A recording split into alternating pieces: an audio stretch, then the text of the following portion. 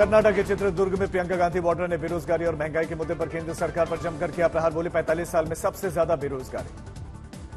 प्रियंका गांधी ने अपने संबोधन में विपक्षी दलों के खिलाफ जांच एजेंसी की कार्रवाई को लेकर उठाया सवाल। कांग्रेस के बैंक खाते सील किए जाने का भी जिक्र।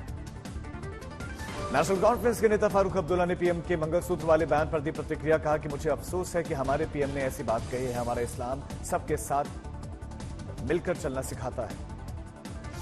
कांग्रेस अध्यक्ष खड़गे ने कहा कि हम लोग सभी के लिए काम कर रहे हैं। हमारा घोषणा पत्र गरीब, किसान, नौजवान, महिला सभी के लिए। अडानी के बहाने राहुल ने किया मोदी सरकार पर हमला। कहा कि हम अडानियों का नहीं, हिंदुस्तानियों की सरकार बनाएंगे। मैनिफेस्टो और मंगलसूत्र पर प्रियंका गांधी वाड्रा का पीएम को जवाब। कहा कि 55 साल तक रही कांग्रेस की सरकार, कभी छीना किसी का सोना। 55 सालों के लिए कांग्रेस की सरकार रही है। किसी ने आपसे सोना छीना, आपके मंगलसूत्र छीने। प्रियंका गांधी ने पीएम के बयान पर जबरदस्त पलटवार करते हुए कहा कि इंदिरा गांधी ने अपना सोना देश को दिया। देश के लिए मेरी मां ने अपना मंगलसूत्र कुर्बान किया। इंदिरा गांधी ने अपना सोना, जब जंग हुई थी, अपना सोना देश को दिया। मेरी मां का मंगलसूत्र इस देश को कुर्बान हुआ है। प्रियंका गांधी ने मणिपुर की घटना का जिक्र करते हुए पीएम मोदी पर हमला बोला। कहा कि आज वोटों के लिए महिलाओं को डरा रहे हैं। प्रधानमंत्री जी मंगलसूत्र का महत्व समझते तो ऐसी अशोभनीय बातें नहीं करते। कांग्रेस के वरिष्ठ नेता जयराम रमेश ने भी पीएम मोदी पर हमला बोला। मंगलसूत्र वाले बयान पर पलटवार किया। प्रधानमंत्री मौन व्रत लिए थे इस न्याय पत्र को लेकर। अचानक 20 तारीख को उनकी भाषा बदल गई। विश्वगुरु से स्वघोषित विश्वगुरु से विश्वगुरु बन गए। कांग्रेस के चुनावी घोषणा पत्र को मुस्लिम लीग का एजेंडा बताए जाने पर भी जयराम रमेश ने पीएम पर हमला बोला। कहा कि हार की डर की वजह से पीएम ने ध्रुवीकरण का रास्ता अपनाया। पीएम के मंगलसूत्र वाले बयान पर कांग्रेस नेता अलका लांबा का पलटवार। कहा कि हार के बहाने तलाश रहे हैं पीएम। जातीय जनगणना पर मंथन के लिए कांग्रेस की आज बैठक। पार्टी के सभी दिग्गज होंगे शामिल। टोंक सवाई माधोपुर में जनता को संबोधित करते हुए पीएम का कांग्रेस पर निशाना। कहा कि संपत्ति सर्वे, मंगलसूत्र वाली बात फिर से उन्होंने दोहराई। क्या स्त्री धन पर हाथ लगा सकते हैं? क्या मंगलसूत्र पर हाथ लगा सकते हैं? क्या पीएम मोदी ने कर्नाटक में हाल ही में एक दुकानदार की पिटाई की घटना का जिक्र करते हुए कांग्रेस पर हमला बोला। कहा कि कांग्रेस राज में हनुमान चालीसा सुनना भी गुनाह हो जाता है। पीएम मोदी ने कांग्रेस पर लगा देश को तोड़ने का आरोप। गोवा में प्रत्याशी के बयान को लेकर साधा निशाना। महाराष्ट्र के अकोला में अमित शाह की रैली, राम मंदिर का जिक्र किया। कहा कि सालों तक कांग्रेस ने राम मंदिर को लटका कर रखा, लेकिन मोदी राज में काम हुआ पूरा। अमित शाह ने पश्चिम बंगाल सरकार पर बोला हमला। कहा कि टीएमसी के भ्रष्टाचार और कट मनी की संस्कृति को रोकेगी बीजेपी। झारखंड की खूंटी में रक्षा मंत्री राजनाथ सिंह की जनसभा। कांग्रेस के संपत्ति सर्वे को लेकर साधा निशाना। एमपी के रीवा में बीजेपी अध्यक्ष जेपी नड्डा की जनसभा। मोदी सरकार की गिनाई उपलब्धियां। अमेठी लोकसभा सीट से बीजेपी प्रत्याशी और केंद्रीय मंत्री स्मृति ईरानी का कांग्रेस पर तंज। बोले कि जनता 20 मई को मोदी का हनुमान बनकर कांग्रेस की भ्रष्ट लंका में अपनी पूंछ से लगाया गया। आज तक से खास बातचीत में बीजेपी उम्मीदवार मनोज तिवारी ने अपने प्रतिद्वंदी कन्हैया कुमार पर साधा निशाना। कहा कि वो देश को टुकड़े टुकड़े करने की भावना रखते हैं। बागपत में सीएम योगी ने जनसभा की। कांग्रेस और समाजवादी पार्टी पर साधा निशाना। कहा कि कांग्रेस के घोषणा पत्र से ऐसा लगता है कि देश में तालिबानी शासन लागू करना चाहती है। संविधान के लिए ये लोग खतरा पैदा करना चाहते हैं, यानी देश के संविधान को एक खतरे में डालना चाहते हैं। तालिबानी शासन लागू करना चाहते हैं। सीएम योगी ने कहा कि कांग्रेस गरीबी नहीं मिटाएगी, बल्कि बहन बेटियों की संपत्ति को लूटकर बंदर बांट कर देगी। इनकी साजिश बहन बेटियों के गहने जब्त करने का है। बेटी और माताओं के, बहनों के जो उनके गहने होंगे, उनको ये लोग जब्त करवाने की साजिश रच रहे हैं। यूपी के मेरठ में सीएम योगी आदित्यनाथ ने रोड शो किया। बड़ी संख्या में उमड़े लोग। पश्चिम बंगाल की सीएम ममता बनर्जी का बीजेपी पर आरोप। कहा कि मेरे और मेरे भतीजे की हत्या की साजिश हो रही है। मुर्शिदाबाद में हिंसा पर कलकत्ता हाईकोर्ट से कहा कि जहां जहां हिंसा वहां पर चुनाव की अनुमति नहीं दे सकते। बीजेपी बंगाल में चुनाव आयोग को लिखा खत। सीएपीएफ द्वारा वोटर आईडी कार्ड की जांच की मांग की गई। मतदाताओं, विपक्षी दल के कार्यकर्ताओं को धमकाने मामले में चुनाव आयोग ने उठाया सख्त कदम। टीएमसी विधायक को भेजा गया नोटिस। शिक्षक भर्ती घोटाले को लेकर बंगाल बीजेपी ने ममता सरकार पर बोला हमला। सीएम ममता बनर्जी की गिरफ्तारी की मांग। आरजेडी कैंडिडेट रोहिणी आचार्य ने फिर से विवादित बयान दिया। बिहार के डिप्टी सीएम सम्राट चौधरी के परिवार को लेकर बोला किनके बेटे हैं वो? उनकी माताजी कौन है? उनके पिताजी कौन है? और उनके बेटा बेटी है कि नहीं है? हाँ? रोहिणी आचार्य के बयान पर बिहार के डिप्टी सीएम का पलटवार, कहा कि गिन गिन के लूंगा अपमान का बदला।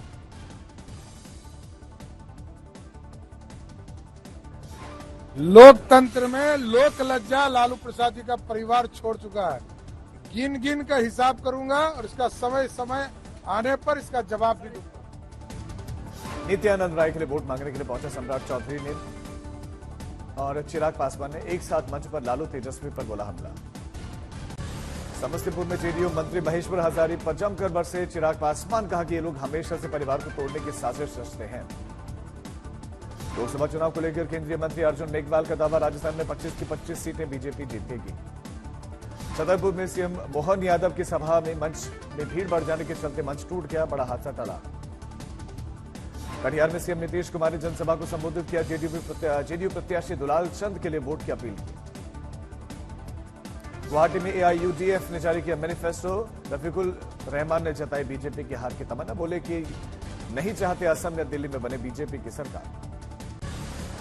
दूसरे चरण के मतदान से पहले चुनाव प्रचार को धार देंगे पीएम मोदी, आज मध्य प्रदेश और छत्तीसगढ़ का दौरा। आज केरल, महाराष्ट्र और उत्तर प्रदेश के दौरे पर होंगे गृहमंत्री अमित शाह, बीजेपी के लिए सुबह 11 बजे शुरू करेंगे प्रचार। आज बिहार के दौरे पर बीजेपी के राष्ट्रीय अध्यक्ष जेपी नड्डा, भागलपुर में दोपहर 12:30 बजे नड्डा का जनसभा का कार्यक्रम। आज से दोबारा चुनाव प्रचार शुरू करेंगे राहुल गांधी, तबियत खराब होने के चलते रविवार से ब्रेक लिया था। महाराष्ट्र के अमरावती और सोलापुर में भरेंगे ओंकार, कार्यकर्ताओं को देंगे जीत का मंत्र। पाली में कंगना रनौत ने भव्य रोड शो किया, बीजेपी प्रत्याशी पीपी चौधरी के समर्थन में वोट डालने की अपील। केंद्रीय राज्य मंत्री रामदास अठावले का तेजस्वी यादव पर बड़ा हमला, एनडीए से साफ होने के जवाब में पलटवार करते हुए कहा कि कौन साफ होगा ये जनता बताएगी। वृंदावन में हेमा मालिनी ने निकाला रोड शो, सड़कों पर समर्थकों का तांता।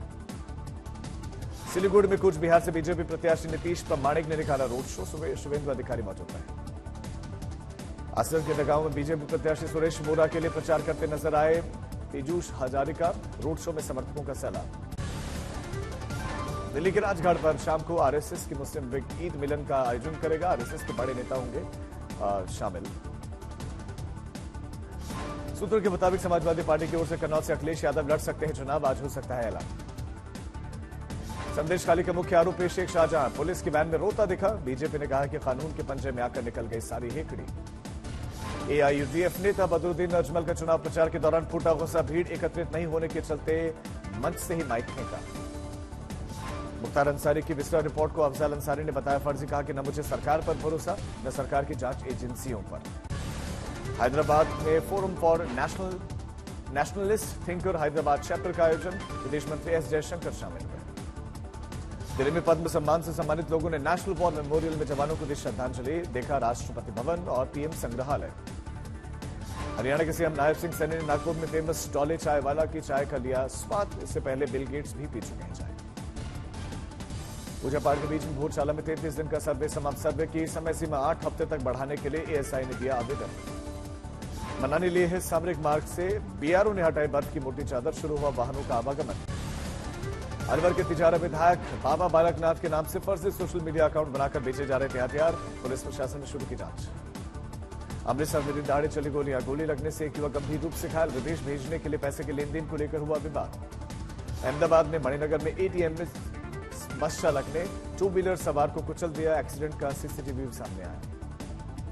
तेलंगाना में जयशंकर भोपालपल्ली जिले में एक निर्माणाधीन पुल ढह गया, 2016 में 49 करोड़ के बजट के साथ रखी गई थी पुल की आधारशिला। फाजिलका में घर में लगी शॉर्ट सर्किट से चलते आग, हजारों का सामान जलकर खाक। मुंबई में क्राइम ब्रांच को मिली बड़ी सफलता, 10 घंटे के अंदर हत्या के आरोपियों को अरेस्ट किया।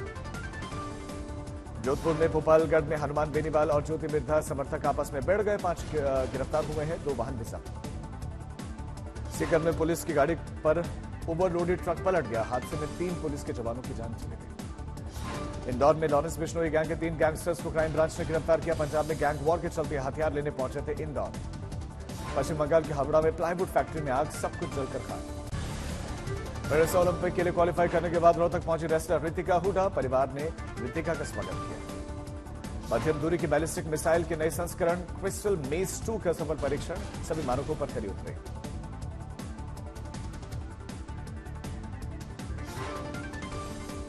राष्ट्रपति द्रौपदी मुर्मू ने ऋषिकेश में परमार्थ निकेतन में गंगा आरती में लिया भाग। उत्तराखंड के राज्यपाल गुरमीत सिंह भी रहे मौजूद। बुल्ढाना में तेज हवा के साथ बारिश और ओलावृष्टि ने मचाई तबाही। पेड़ गिरने से वाहन क्षतिग्रस्त। जम्मू कश्मीर के सोनमर्ग में भयानक एवलांच। गर्भवती महिला समेत एम्बुलेंस को बीकन की टीम ने रेस्क्यू किया।